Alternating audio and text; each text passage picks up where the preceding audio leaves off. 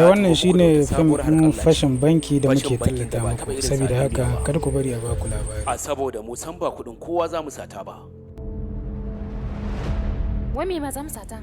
Wannan shiri na musamman ne kuma ya samu fassara daga kamfani mafi shura da kwarewa a wurin fassara fina-finai masu dogon zango da ƙetaren ƙasashe.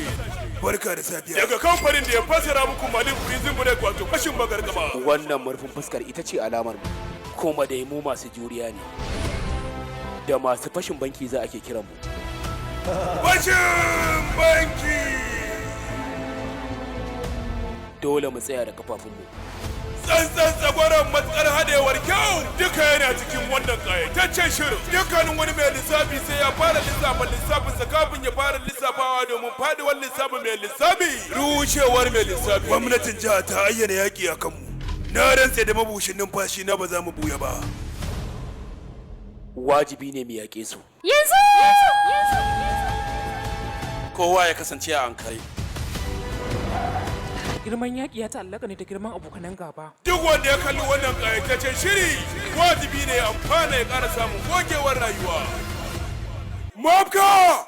A cikin wannan ƙayataccen shiri ana ɗauki marani tsakanin jami'an tsaro da 'yan fashin banki. Cakwakiya iya cakwakiya, lissafi iya lissafi. A nan ake zube ban ƙwaryen basira da fasaha. Fashin banki! Wannan shiri ne mai dogon zango. Babu wani waye-waye ba ku ne murya wallahi ba wanda zai fita daga bankin na raye. Hakan dai kan ba zai yiwu ba. Za mu dinga kawo muku shi a kan lokaci ba tare da ɓata lokaci ba. Dole zan fitar da ku daga cikin bankin nan. Fashin banki yana nan tafi nan ba da jima ba da ingantacciyar fassarar shahararren kamfanin Yusuf Zamani na Madubin al'umma.